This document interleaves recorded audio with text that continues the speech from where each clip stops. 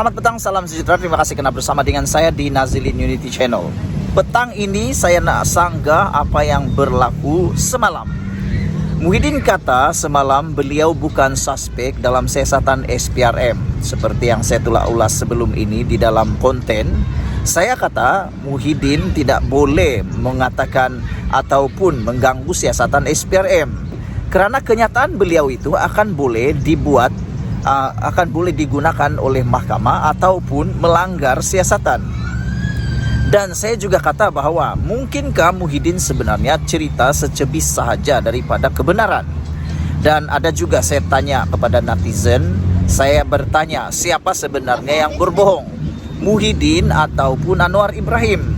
Nampaknya hari ini SPRM telah sahkan apa yang saya cakap benar. Karena saya kata kemarin, pagi tadi, saya kata begini, Muhyiddin boleh kata dia bukan suspek di dalam siasatan SPRM itu.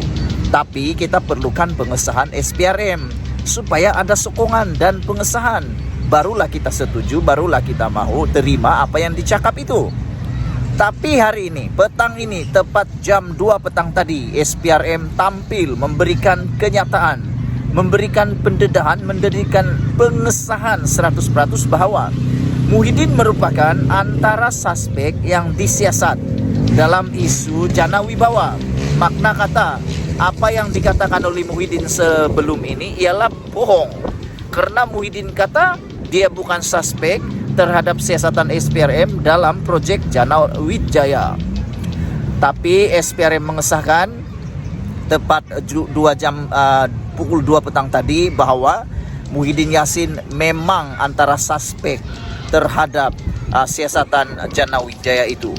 Selain daripada itu, seperti yang saya sudah juga kata semalam dan pagi tadi, saya kata Muhyiddin Yassin tidak sepatutnya mengeluarkan kenyataan apalagi yang berbentuk spekulasi yang mana ianya hanya secebis daripada siasatan, kerana mungkin akan mengganggu. Tapi ramai juga lah yang kata setuju dengan saya. Mereka kata memang patut dan memang sesungguhnya Muhyiddin Yassin tidak boleh mengeluarkan apa-apa kenyataan. Apa yang diberitahu oleh Muhyiddin semalam pagi tadi mengganggu siasatan SPRM.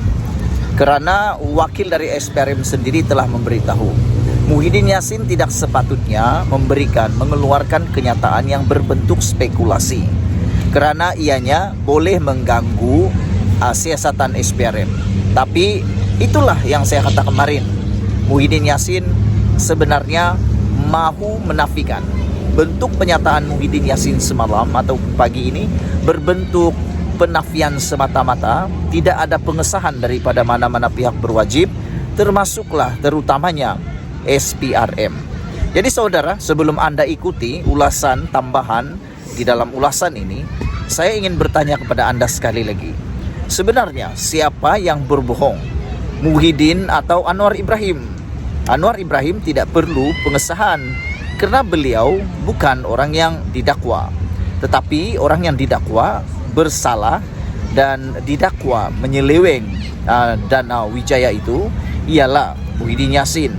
Dan seperti yang telah kita kata sebelum ini, Muhyiddin Yassin tidak boleh mengeluarkan sebarang spekulasi ataupun kenyataan berkaitan siasatan SPRM itu. Tapi akhirnya dia salah langkah. Salah langkahnya apa?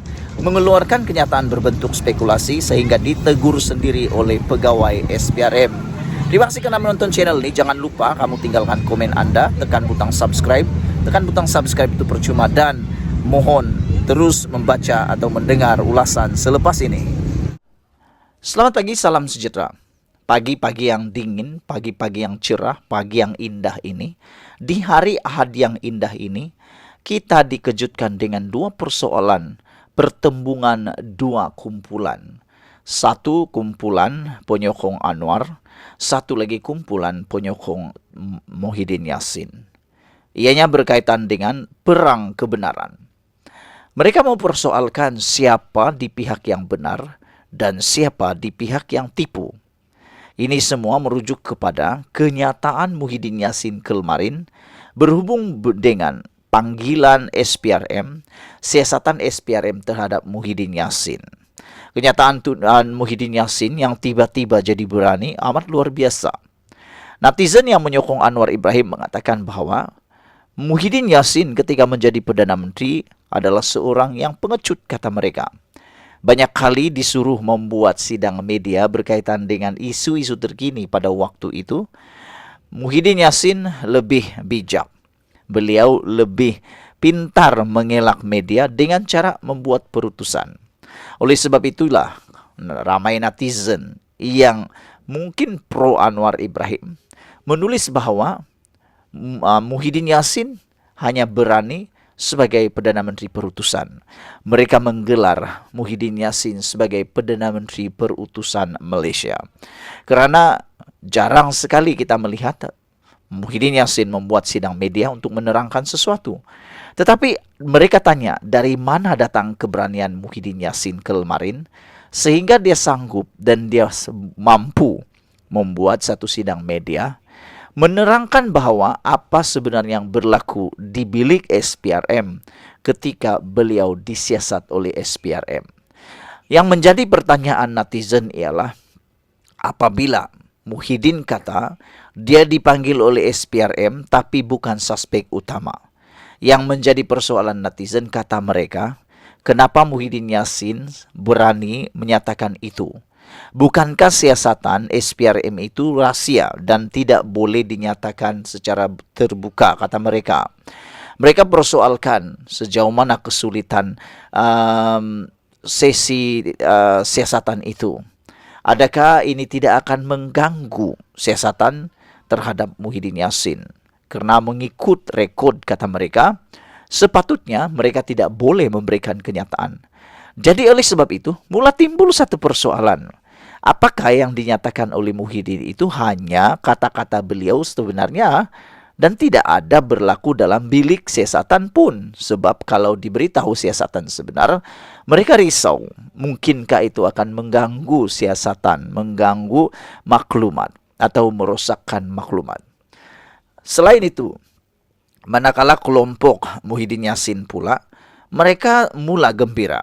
Kata mereka, terbukti Muhyiddin Yassin hanya difitnah dengan isu RM 300 juta sumbangan kontraktor terhadap dana politik yang diterima oleh Parti Bersatu. Mereka kata tindakan membekukan akaun Bersatu adalah tindakan dendam, kata mereka. Ada yang mengatakan bahwa tidak ada bukti, termasuklah Raja Petra turut menulis dalam Twitternya, beliau kata, Anwar Ibrahim sibuk mencari di mana duit 300 juta disimpan oleh Bersatu yang tidak muncul-muncul dan tiada pun, kata beliau. Tetapi netizen di dalam ruangan konten itu, dalam ruangan tweet yang dibuat oleh Raja Petra, menjawab dengan mudah. Mereka kata, apa nak cari lagi? Siapa cakap Anwar Ibrahim cari duit 300 juta tu? Sebenarnya tak dicari pun karena sudah ada dalam akaun itu. Buat apa nak cari lagi, kata mereka. Sudah jumpa pun ada dalam catatan dalam akaun Bersatu itu. Itu sebabnya dibekukan. Kerana sudah dilihat, sudah dinampak dan sudah terbukti ada dalam akaun itu. Itu yang nak disiasat, itu sebab nak dibekukan, kata mereka. Selain itu, netizen juga marah dengan Raja Petra. Kerana tindakan Raja Petra yang menuduh, mereka kata, netizen kata, yang pro Anwar mengatakan Raja Petra ni sebenarnya sudah dalam kategori memfitnah Anwar Ibrahim. Kerana Raja Petra menulis, Anwar Ibrahim sibuk mencari 300 juta dalam akaun Bersatu dan ini yang membuatkan orang marah. Dan kata Raja Petra, Anwar Ibrahim bercuti di Turki.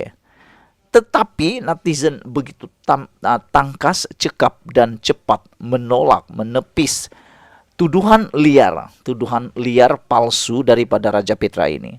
Kerana seperti yang kita tahu, Anwar Ibrahim sebenarnya bukan bercuti pun di Turki. Beliau datang di Turki untuk menghargai semua pasukan penyelamat Malaysia yang ada di Turki. Bahkan Anwar Ibrahim telah pun mencadangkan untuk memberi pingat khas kepada semua yang terlibat di dalam misi penyelamat di Turki itu. Dan selain itu, kalau betul Anwar Ibrahim bercuti di Turki, Kenapa dia perlu berada di Turki selama semalaman sahaja?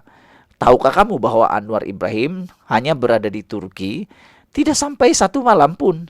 Beliau dari sini petang sampai di Turki pagi, lepas itu mengurus semua bahagian keamanan ataupun bahagian penyelamat tuh. Besoknya dia balik di Malaysia. Sampai di Malaysia dia direct terus ke parlimen. Sampai semua orang terkejut. Ada yang menuduh, bahkan ada beberapa pemerhati politik. Raja Petra kata dia bercuti, dan ada juga orang cakap Anwar Ibrahim takut ke berada di dalam parlimen selepas dihujani oleh hujah-hujah Muhyiddin Yassin, kata mereka. Rupa-rupanya mereka terpalit sendiri, malu sendiri apabila Anwar Ibrahim besoknya direct dari Turki terus pulang dan terus berada di parlimen. Oleh sebab itu, tindakan mereka coba mempermalukan Anwar Ibrahim yang kata mereka bercuti dan takut untuk berhujah di parlimen. Mereka sendiri terkena. Bukan lagi ludah ke langit, kena muka sendiri. Mengumban tai karena muka sendiri. Kenapa tidak?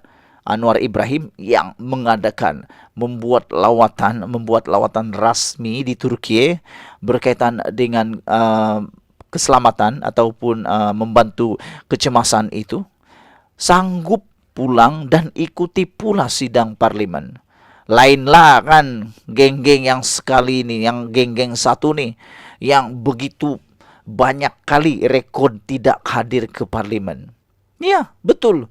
Dalam sidang parlimen atau dalam parlimen ke-14 baru-baru ini, sebelum dibubarkan parlimen, kamu mesti tahu punyalah siapakah ahli parlimen yang paling banyak kali ponteng di parlimen.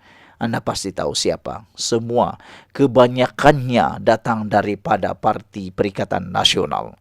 Ketua lagi tuh, bos-bos di Perikatan Nasional lagi tuh, yang banyak kali ponteng tidak hadir ke dalam Dewan Parlimen. Jadi hari ini kita ucapkan tahniah kepada Anwar Ibrahim kerana ketegasan beliau. Persoalan besar ialah siapa yang menipu dan siapa yang difitnah, siapa yang cakap benar. Adakah Muhyiddin atau Anwar Ibrahim? Sekian dulu untuk kali ini. Jangan lupa tinggalkan komen Anda, tekan butang subscribe. Kita jumpa lagi. Bye-bye.